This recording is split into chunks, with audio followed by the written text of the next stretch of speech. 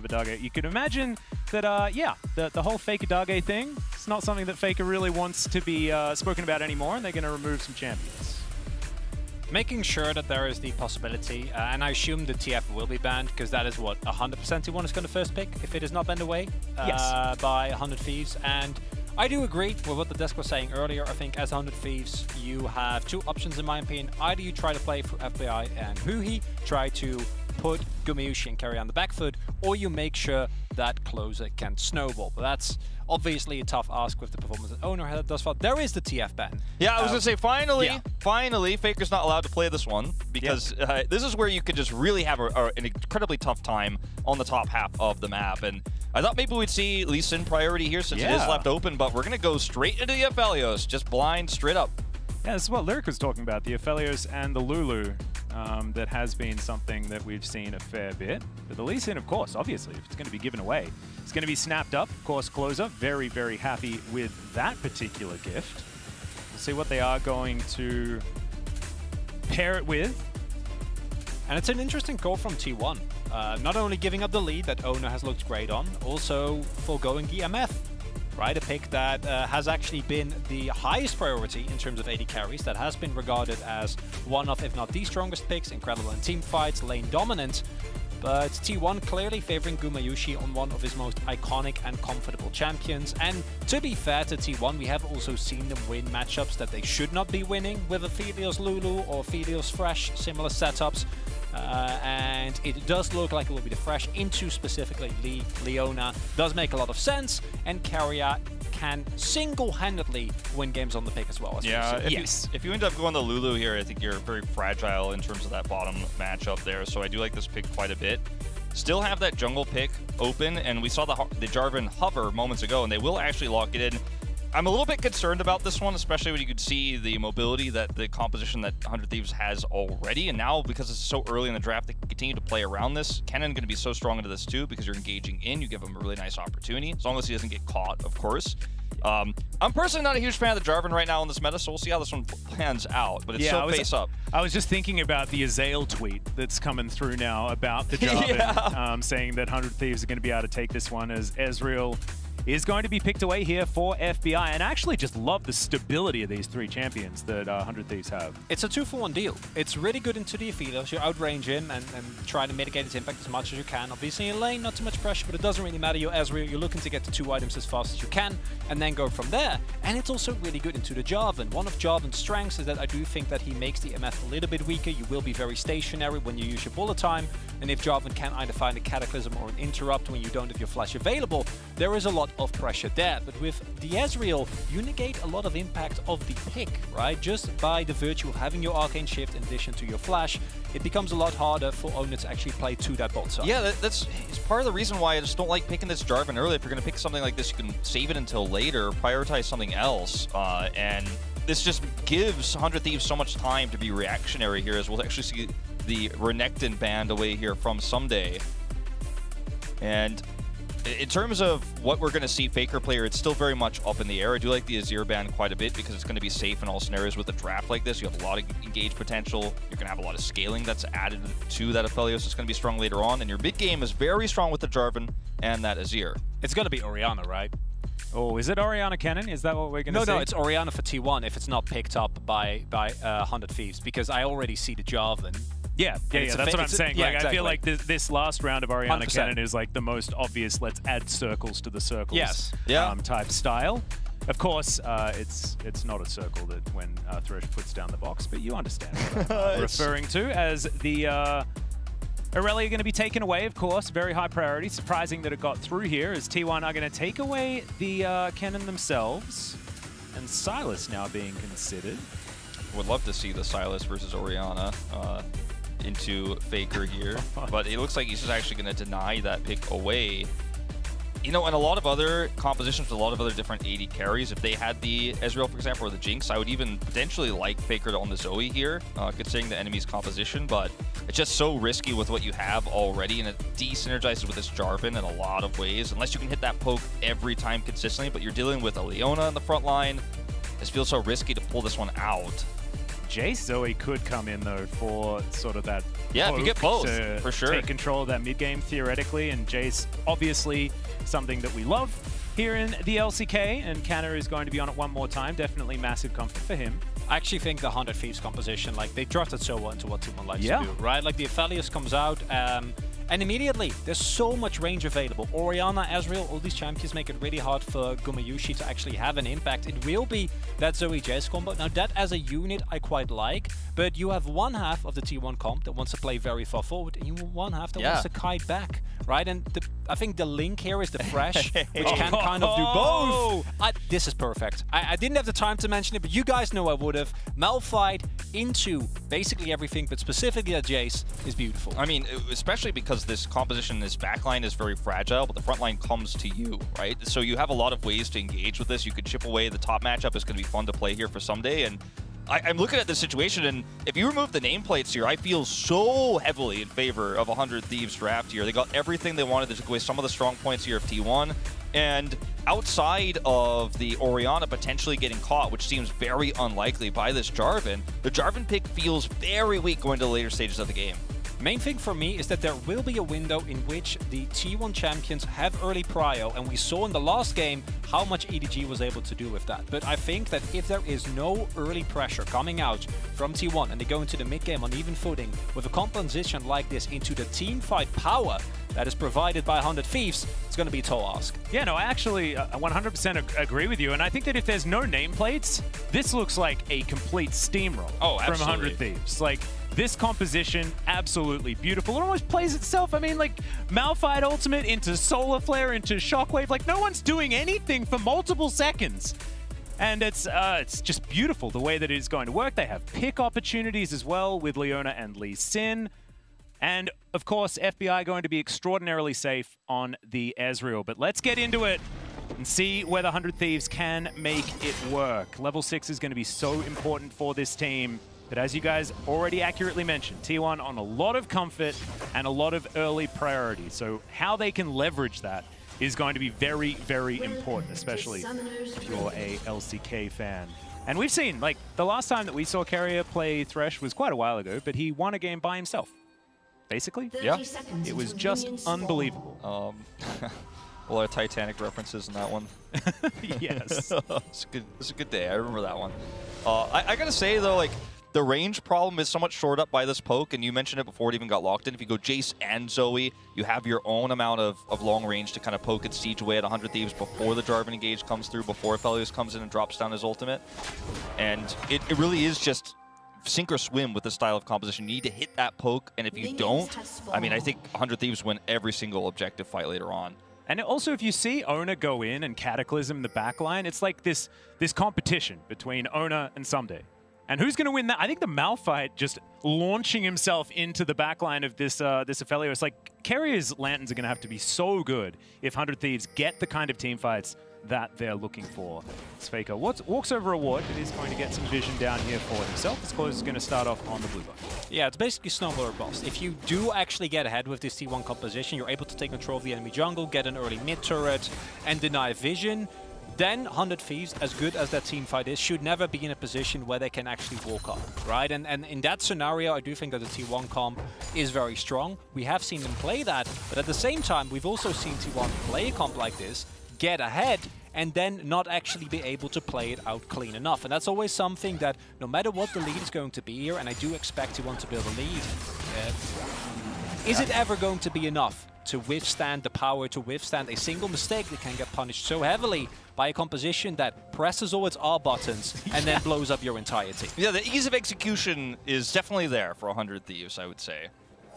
Zoe, also another champion where Faker has had some very strong games this year. He hasn't played it all too often, but when he does play it, we've seen some games where he gets a triple kill by himself, 1v3, in some really big clutch scenarios around Baron Pits. So, I mean, look for this guy to show you why he's the greatest player of all time. Yeah, and also he's been very outspoken about how good he is on Zoe as well. I actually haven't heard Faker talk about many other champions that he plays with reference to just how good he is, but he's been very outspoken as how good he is on the Zoe. As remember, everyone, you can let us know what you think Faker is really good at using the hashtag Verizon 5G all chat. And tell us exactly how you think 100 Thieves are also going to potentially be able to win this game. As Closer is going to walk over a ward. Canna's already down to about 50% though. Ssumday moving on forward. See whether he can survive. Teleport to come forward. Canna is going to be saved. Faker going to move up though, and that is going to be now a very sleepy Lee Sin. And first blood goes to Faker. T1, turn it all around.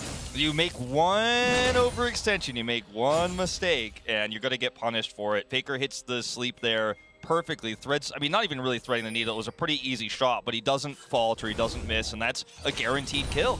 And I wonder whether 100 Thieves was aware of where Oner started, because if you are, you know that the J4 will be in the general vicinity. Oner went for a red into Raptors into Grump, or a blue and Grump rather, and even without the teleport, like just having Oner pop up there as well, this could have backfired very, very easily. And I don't think you need to really try and play as aggressive as 100 Thieves. We already established. If you play it slow, I think that you have a huge edge in this game. It's up to T1 to make the plays. Yeah, I mean, also, don't forget, Canna could have flashed too if this goes in a different way. If Faker doesn't come, like, he probably gets out. You would have maybe got the flash, so maybe that's the idea here. You take that flash away from a Jace, and suddenly that Malphite becomes a lot more threatening with Lee Sin there on the top side of the map, but they get neither the Jace nor the flash there. Yeah, and rough tidings here for the 100 Thieves. Ssumday also demonstrating why Malphite is the best at closing out backs, because you have that shield. It's not going to actually be stopped when someone drops a flag on you. Fantastic stuff. Really nice crossplay here by Closer, who has been, I think, one of the most threatening members on 100 Thieves. If you look at the domestic run as well, incredible at snowballing advantages around the map, able to get Raptors, and now the teleport comes in. Yeah, looking for the dive is Gumayusi. Going to be burning down, flashes away. His Closer just flashes right on top of him, safeguards his way out. He will be fine, but now Faker is going to turn up. Once again, the Lee Sin having a bit of a nap at the wrong time, and 100 Thieves now looking to try and turn it back around. Huhi looks for Faker, but Faker's just going to walk his way out. Oner looking for that one extra auto attack, but the Q is going to be enough. Faker does eventually fall down, but not after landing another bubble that is then turned around. FBI looking for even more as he picks up a double kill. Keria, 250 health, not able to actually do much back, and now it's double buffs on the Ezreal. Yeah, double buffs to Ezreal. Faker losing a little bit of farm there in the middle of the map, but still really nice mechanical defensive plays so that if you're on the side of T1, the teleport comes through, and you have so much time here actually as T1 with this Gumayusi flash. You force Closer to commit into that jump, and now Faker's got the ability to thread that needle once again. I love the identification from 100 Thieves here though, because they realized that we know Oner was on top side, we know he's gone back, and in the end, I actually think this trade favors 100 Thieves. If you look, FBI doesn't get over the wall, but he does get the kill, and the double on an Ezreal this early on is going to help him accelerate so much, and I think getting either the Ori or the Ezreal to a point where they are a legitimate threat in the early game is going to make T1's task so much harder, because that means that you can't just take out any person, you take out a specific individual.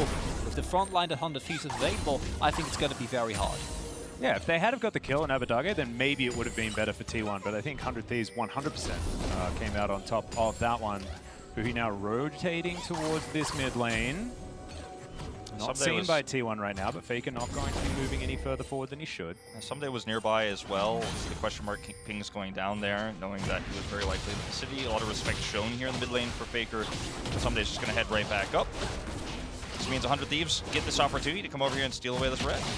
They're effectively cross-mapping here, and again, really loving this from 100 Thieves, playing very, very proactive. Oner now, he senses something is off, and Keria is going to spot them out. Maybe another skirmish here.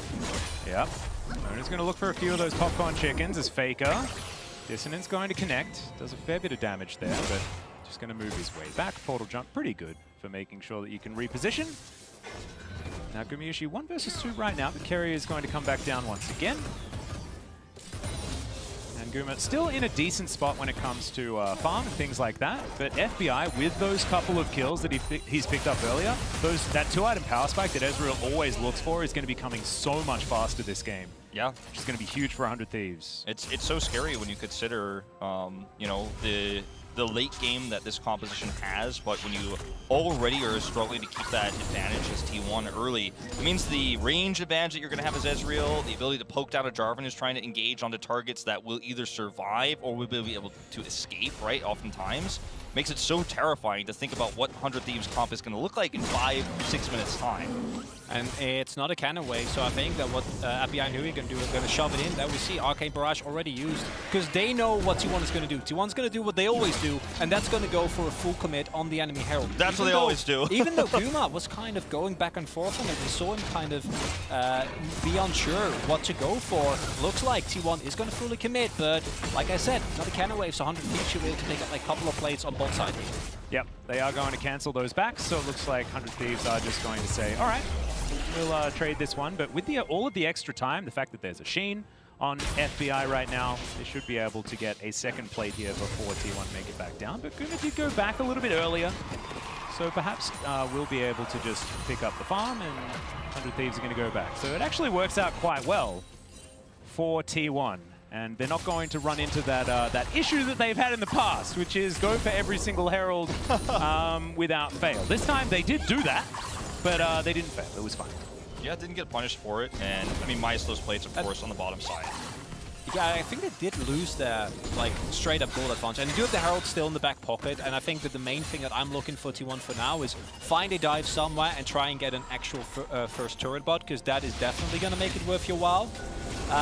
But thus far, we don't see T1 pulling ahead to the extent that I think they need to with this comp. And if they can't get a mid lane turret anywhere in the next 5 to 10 minutes, 100 Thieves are going to feel completely comfortable going into this mid game. Got to get that Wolf turret for the Zoe. First turret there if you can in the mid lane, so she has a lot more power. And has the ability to, of course, poke and chip through parts of 100 Thieves jungle, and it's going to be a lot freer. 100 Thieves keep stealing away these small amounts of camps. They're taking vision control here. You're forcing Oner to clear this right now. They don't have any vision. T1 don't on the Drake. Well, they don't have cryo on bottom. So forcing a lot of rotations over here, a lot of resources. Oner had to come down there to check that out. And you're not losing in terms of real permanent leads as T1, because you can, of course, take that gold lead with the Rift Herald. But as you guys have pointed out, the tempo that you want to have with this trap, the small advantages you want to have before the Ezreal comes online, they're not really hitting it. Now, yes, you group up for the Drake, but if 100 Thieves just skip this fight, they're going to feel very comfortable, I'd say, to give this one up. Yeah, they don't need to fight for this if they don't want to. I feel like 100 Thieves have themselves a composition that if you walk into a river both sets of 5 champions, you're going to be pretty happy past 25 minutes. Yeah. As 100 Thieves. Abbedagge are going to get exhausted here in the mid lane. Good sidestep there from Oner, avoids the Sonic Wave. Closer not going to be able to close the gap onto the Jarvan. And here you see the payoff for that play that 100 Thieves made earlier on the bot side of the map. Yeah, they traded a couple of kills, but now FBI already has his Divine Summoner finished this early on. Not even 11 minutes into the game, and that's going to give a lot more threats to an Ezreal if they do decide to opt into an early team fight. A lot of all the ultimates also online, so this is where it starts to get scary for T1. This is where they really need to make sure that they keep it clean and they get that poke going. Yeah, this is actually one of the first times I've seen the MasterCard Mythic come up, and it wasn't a Gore Drinker. Yeah. So congratulations to FBI for beating the junglers to the punch this time around. Yeah. Canna going to grab an extra plate here on the top side of the map. You can see Faker was looking to potentially look for a play up there too. Ssumday returns, but they're not going to find that. And it's going to be that free Drake going over to 100 Thieves here. And in terms of what you gain as 100 Thieves here, yes, the plate gold is huge, and it is nice for Canna to pick that up early. But having Drake tempo advantage when your comp is already stronger to the late game, you're really liking this exchange in terms of the 2 objectives gained. You got the better one. Yeah, Oner also happy feeding a little bit here as 100 Thieves is just going to walk up the river. Should be able to take this Rift Scuttler with huhi lying in wait. Keria gets that ward right on top of the Leona. And with Keria turning up, looks like they might be able to get some work done here as Ssumday taking a fair bit of damage. Canna still able to get through the tankiness of the Malphite at this stage. That is going to be the Rift Herald secured. Shockwave going to connect onto Faker, but there is a Lantern immediately, so the Solar Flare is not going to work out. 100 Thieves throwing out a few ultimates. T1 having the answers. And I think T1 was looking for that first Herald Blood on top side, able to crash Shirley into that free play turret, maybe look for some aggressive play on Ssumday. And they will go for it now, but I think 100 Thieves is very ready for this. Don't think they should give up the full turret, might give up the 2 plates, but again, not the end of the world. They want to commit though.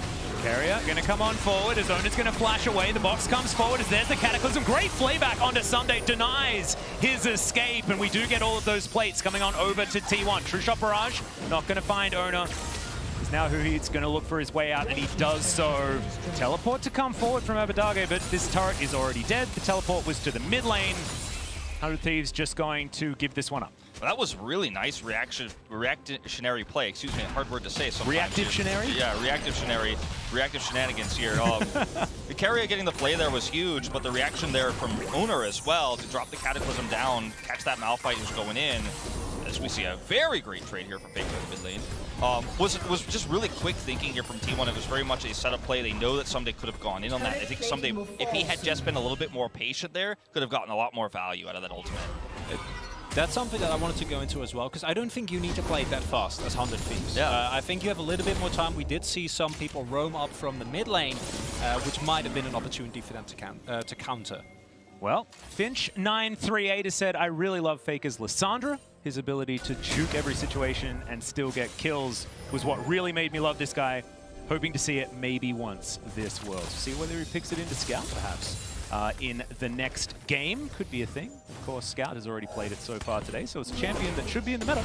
That would imply that Scout has LeBlanc.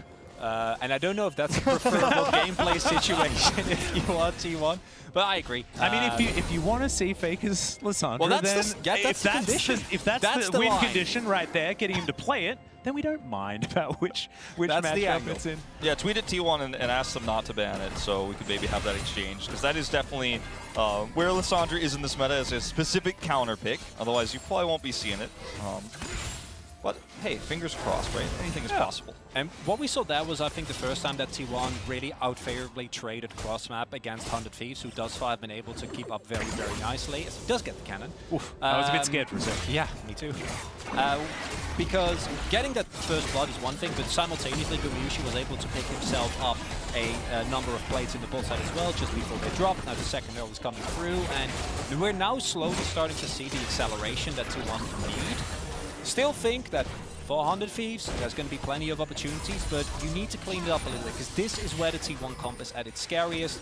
You have the one Mythics finish, and if they can snowball here, then every further step for you becomes incrementally hard. Yeah, and the mid turret here, if T1 are able to get it, is arguably way more valuable than that bottom turret is going to be for their composition. So yes, they left Ssumday down there, he's going to get some extra gold here, but this is the fight that you really, you can't take as 100 Thieves just yet, and you're going to give over a much stronger objective because you just simply gave the Herald for free while committing to that bottom turret. Oh, you're going to take a lot of damage there with the empowered shot blast after the sleep came through as well. Shirley going to get a double charge. She's got a headache, but T1 are very, very happy about it, as that was the Wolf turret going down. There it goes. If you didn't know, this was Wolf's absolute favorite analytical point, was talking about how if you take a mid lane turret as Zoe, you're extremely happy. Yeah, that's why we call it the Wolf turret. We do. They get it because it's more valuable than the turret that Ssumday was trying to take out bottom side there, which he didn't. I'm not actually sure, but I don't think he actually got the gold for. No. So that makes the cross-map play, if you could call it that, feel even worse. And these are some small macro mistakes from 100 Thieves that really, really hurt. Well, we were already talking about it, but of course, the battle in the jungle is where we're going to be focusing on in our Mercedes matchup of the day. EDG versus T1 last time. Was EDG able to come out ahead? We'll see whether T1 can fight back better in our next game, coming right after this. Very soon, T1 going to get this Drake for free here. See a big group up for a top turret here for 100 Thieves. And again, that first Drake that they got means that this buffer that you have with a first Drake advantage is really nice for the Ezreal that's scaling up. Already is halfway towards his Paramana being completed. Going to trade a turret for a turret at the same time, though, and you're not getting anything back here. Really, at the end of the day, yeah, you feel comfortable at how you're going towards the late game. You are kind of slowing the game down in this way, but T1 are getting better trades on the map. And what's key here for 100 Thieves, I say, as more of their base crumbles, is you need to try and keep a semblance of control on the map. Because you are going to be able to, no matter what the gold says, punish missteps from T1, and we know that they've made those at times. The problem is, to do that, you need either vision or a deep ward that will allow Ssumday to go for a deep flank. If you have no vision control whatsoever on the map, and you're going to have to walk straight up over all the vision that T1 has been setting up ever since they dropped that mid lane turret, and every time they go for an objective, it's going to be physically impossible for you to have the health bar necessary to be able to actually utilize how strong your team fighting is. And even though the gold, I think, is looking fine, it's going to be more about who can take the vision control, because once 100 Thieves are fully locked in their base, I don't know if they can get out. Yeah, and we were having a look at the gold there just for a moment. If you remember back, FBI had a 1,000 gold lead, and now it's 100.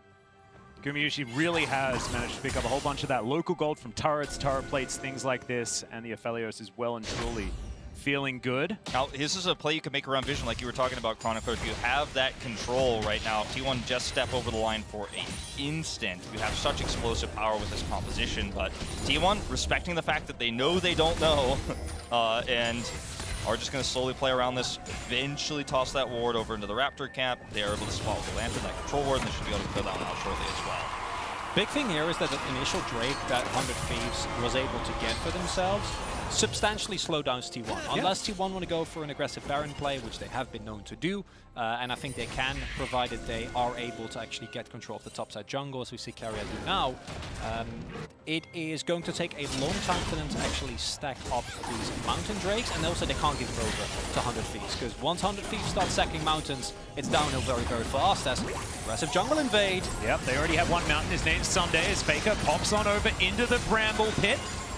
Huhi taking 50% health as the teleport's going to come through from Abbedagge. So 100 Thieves, they lose their split on the bottom side and that teleport advantage that they had there. Is T1 now looking to pressure towards that top side. Faker's spellbook has turned into some fire, so he doesn't have teleport right now either. So theoretically, 100 Thieves should be fine as far as teleports are concerned. It's still down 3,000 gold to lead for T1. Sleep. As FBI gets sleepy, does have himself the cleanse as the shockwave is just going to deny T1 a lot of defensive ultimate usage here from 100 Thieves as they're bullied out of their own jungle. At some point, you do have to fight for this vision in your own jungle, though, as 100 Thieves. At some point, you have to say our composition is online now, because if you just sit back for the entirety of this mid-game, go, all right, we'll go for that late game. We're going to late game scale up, get this Orion online. We have so much engage tools. We have this Ezreal. If you wait forever, then you never have vision, and then you're always walking into Shock Blast. You're always walking into these bubbles and the poke that the Battle Stars are going to have here from Faker, and you just can't give up this much control of the map. Now is the time to start actually fighting for some of that vision. Your composition is starting to have some power. You do have that 2-item spike coming online here for FBI. You've got to take some skirmishes. You can't just press the surrender button in terms of these small fights. Good thing for 100 Thieves is they are approaching 2 big item spikes. Abbedagge about to finish his Seraphs, already has the tier 40 stack, has a nearly large rod, and then FBI is close to actually upgrading his Moramana. That was the item power spike we were talking about when he got those couple of kills earlier, and that's the point where the 100 Thieves is actually, or composition rather, actually has a sizable threat, and I expect from that point onwards to see them play a lot more aggressive. Whereas this Drake, I think you can still give up. I think it's the next one that you really got to be worried about once you start giving over that soul point, because then T1 can kind of drag you around the map and also kind of disallow you, because we haven't even talked about the possibility, especially with Abbedagge's teleport being down right now, of T1 trying to kind of pull it apart, right? Try to get side lane pressure through Canna, who while he probably won't kill Ssumday, if you give enough time, possibly he could. Ssumday very far behind in the current state of the game, and while he's tanky, I don't know if it's enough in the long run, as like a vision here. Well, all of 100 Thieves all grouped up here in this mid lane. They want to be team fighting as T1 looking to try and split them up as best they can. Huhi down to 50% one more time. As Faker lands another bubble. This time it is onto the Malphite as Ssumday taken down. I mean, not any magic resistance on this champion. He's going to take a lot of damage when he does get hit by those. You go down to half health, and then suddenly you don't have any engage opportunities. But when 100 Thieves use all of their engage tools onto Faker, Ssumday becomes immortal. That's what happens if he stacks all of this armor, right? Yeah. So theoretically, you understand how these 5v5s are supposed to work for 100 Thieves, but right now is when T1 is strong. This is the mid game, this is Zoe time, this is Jace time, and 100 Thieves just biding their time. I partially agree. At the same time, look at the itemization from Gumayusi. He also realizes that and has gone for that Lord Dominic's second. And that means that even if Ssumday, if they go too hard on Faker, but Guma gets to stand in the back line and spin around a whole lot, as we know he loves to do on the Aphelios, that still remains a viable threat. So I do think that while we talk a lot about, yes, in the late game, in a team fight, 100 Thieves should have an edge, still believe that is true. I think that T1 have less opportunities for missteps. At the same time, if you over-index on a Faker and a Canna, and you're unable to do with Gumayusi, provided that he doesn't get blown up instantly and he actually gets in range, which against Ori and Ezreal generally shouldn't happen. But if you do overstep, he will also shred through the problem is that the Orianna and the Ezreal can't stop you from closing that gap if there's no vision. Look at the map right now. I see one ward on the blue side of the map for 100 Thieves. The bottom side of the red jungle is completely warded by T1. They've got vision control on both the Baron Pit and the Drake. So, you know, in terms of the range advantage we talk about, it doesn't matter if you're fighting blind, right? And T1 have done such a good job of moving together and clearing that vision off. And 100 Thieves have never actually been confident enough to contest it, because I think the composition is still a little bit too fragile. I think if you play too safe around this, eventually you're just always going to be throwing darts at a dartboard in the dark. You're not going to actually be able to hit any of that damage, and you're always going to feel very timid in these upcoming fights. I like that 100 Thieves play around the fact that they did hit Faker with a True Shot Barrage, so able to now move into this river, get some vision down. They so desperately wanted. Oner thinking about a flanking play as Canna splitting towards the bottom side of the map as Faker just looking for these paddle stars, looking for whatever sleeps he can find. Closer going to be spotted. Oner checks him out. Faker going to land another paddle star, but no one's sleepy just yet. Gumayusi underneath this turret, just going to tidy up this mid lane.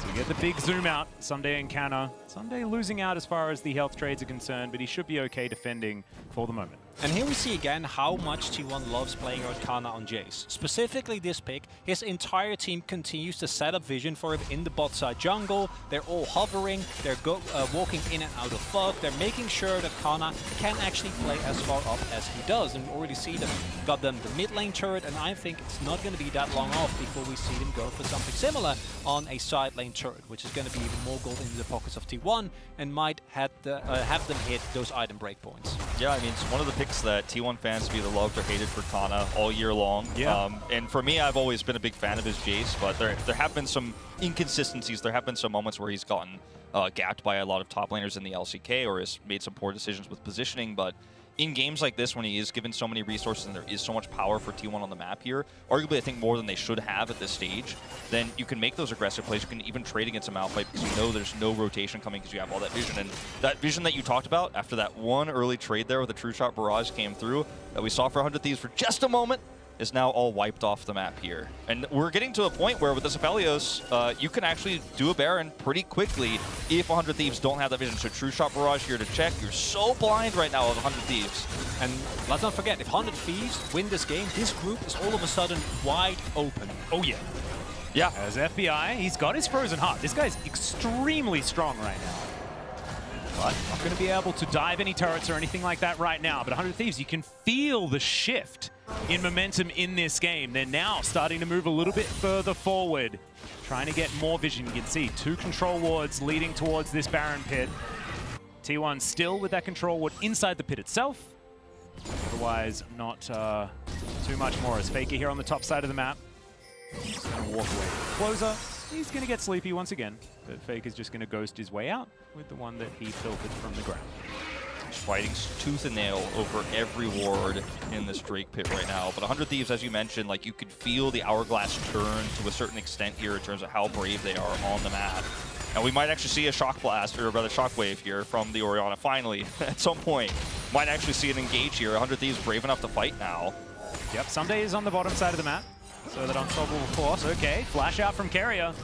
Gonna have to respect, there's so much pick CC, non-committal here from 100 Thieves. They can just throw it out willy-nilly, see what sticks. And then Ssumday teleports in and dives on top of everyone. And again, T1 is relying on vision, and currently the vision setup is not that good around this Drake. If they keep getting shots on 100 Thieves, sure, you're gonna feel fine. But with the control that 100 Thieves currently have, I think T1 are gonna recognize that and say, all in on the Baron.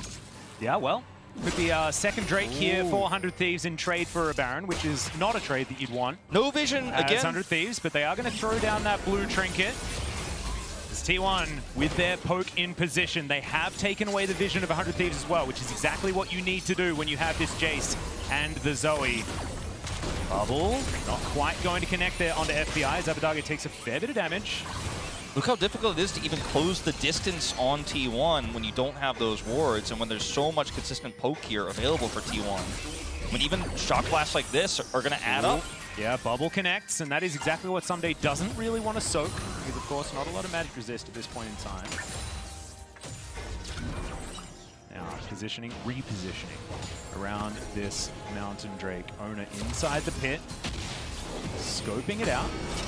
He's going to be able to flag drag his way over the wall, and 100 Thieves, they might just be able to take this one for free. Spotted now for T1. Let's see what they can actually do here. Teleport in from Abbedagge.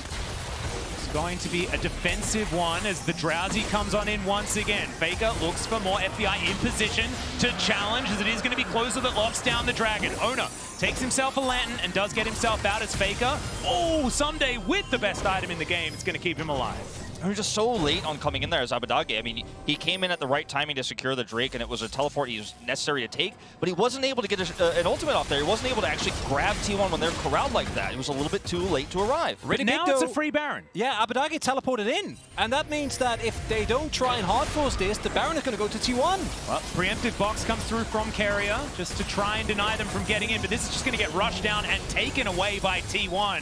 A split-second decision, and T1 just walk away with a Baron.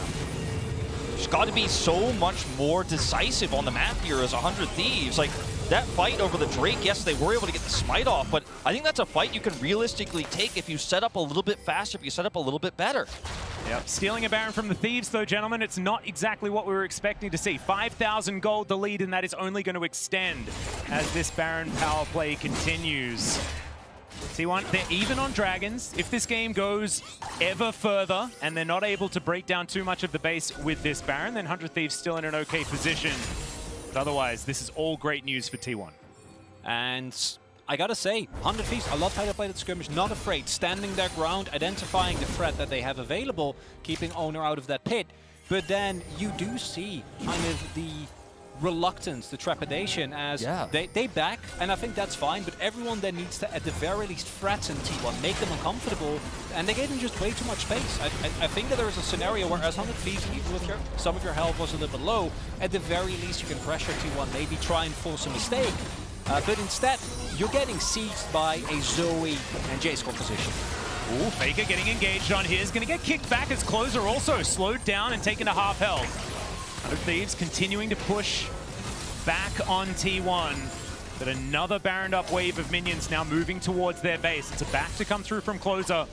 It's just such an insane amount of siege here for T1. They just play it slow, and if you do commit in, as Closer did there, the chances that you're going to get blown up are so high at this stage. You really just have to play this one slow, and had they been more aggressive earlier, there would have been way more opportunities, but now you've just lost even further control over the map, and as 100 Thieves here, you just have to weather the storm. You don't have any opportunities here whatsoever. You can see where Canna is, so you know, okay, rotating over here, I'm going to take a shock blast. I mean, it's lose-lose right now until that Baron timer runs out. We'll see whether T1 can actually push on forward and get some relevant damage onto these inhibitor turrets. So far, the answer has been no, as FBI has been pretty good at stopping these minions from even getting towards the turret. Bubble going to go a little bit wide as T1 transition into the mid lane. Ssumday throws out a wagon wheel, but he will get hooked and just blown up. Is he tanky? I don't know. If that is a shockwave to come forward as well. Guma taken down to about half, but T1 have different things on their mind. They jump underneath the turret. FBI's being exhausted. Flash forward from Canna, and the game might just be over right here. The flash forward from Gumayusi, unable to finish off the kill, but they will take down the mid lane inhibitor, and they will push forward for the end. We were waiting for a scaling breakpoint that never happened, and that moment of hesitation. T1 take the Baron, and out of nowhere they take the game. Yeah, we were talking about the fact that 100 Thieves stood a chance, but there goes the Nexus. And unfortunately, that means that 100 Thieves are now eliminated from getting out of the group stage. And this was a game where you had a great draft. We were praising it from bans and picks, and we knew that this composition was going to come online. We knew that if they actually grouped up, they had so many initiation tools. Malphite ultimate, you could toss it. You have the Orion ultimate, but as you point out, Chronicler, they didn't even step across the line. They didn't even threaten. They didn't even make T1 wonder what would happen if they engaged, because they were always tucking tail and running, and you can't run away with a stronger late game comp all game long. Give up all that vision, give up those objectives, and hope to win a fight defending your Nexus. It just did not happen. It was a game where we waited forever, and we never saw the climax of T1 or 100 Thieves composition, rather. And stealing that Baron, that's what it all came down to. It was a little bit of homework that was left unattended to by the 100 Thieves, and it was all